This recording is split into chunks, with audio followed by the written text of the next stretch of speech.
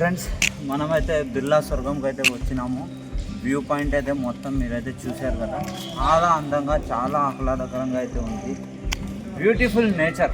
ఇక్కడ వచ్చేసి ఆది మానవుల యొక్క ఆనవాళ్ళు ఉన్నాయని మన ఇండియాకు చెందిన బీబీసీలో కూడా ఒక న్యూస్ అయితే క్రియేట్ అయితే అయ్యింది.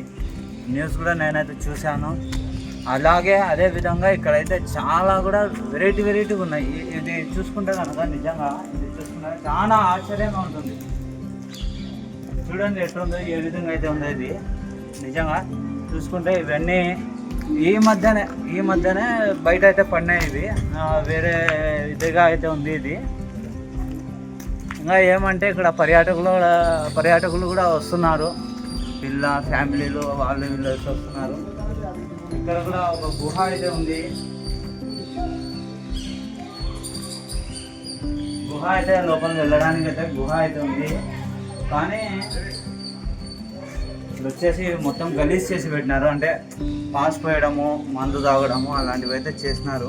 అందుకోసం ఇక్కడైతే అంత ఏం గొప్పగా అయితే అంటే ఫెస్ట్ చేసింటారు, అదే కంటిన్యూ అవుతుంది. ఇంకా ముందరకు వచ్చేస్తే ఇది కూడా చిన్న గుహ లెక్క ఉంది. ఈ షేప్ కూడా ఒక మాదిరిగా ఉంది. ఈ షేప్ వచ్చేసి సంథింగ్ ఏదేదో ఆనవాళ్ళు ఉన్నట్టు కనిపిస్తుంది నాకు. వేరేవేమో ఏనుగు తల లెక్క కనపడుతుంది నాకైతే. ఓకే, ఇంకా బ్యూటీ మొత్తం అదంతా సూపర్. సరౌండింగ్ మొత్తం అయితే ఇలా వచ్చేసినాయి. ఇవన్నీ కొండలు అయితే ఇట్లా వచ్చేసినాయి. మధ్యాహ్నం గుహ లెక్క అయితే వచ్చేసింది. వ్యూ పాయింట్ అయితే చాలా బాగుంది.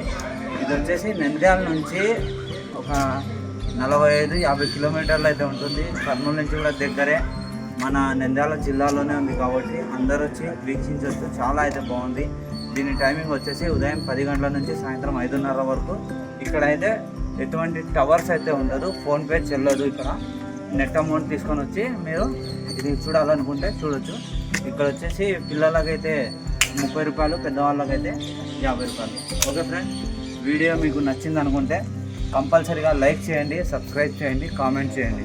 Okay, bye.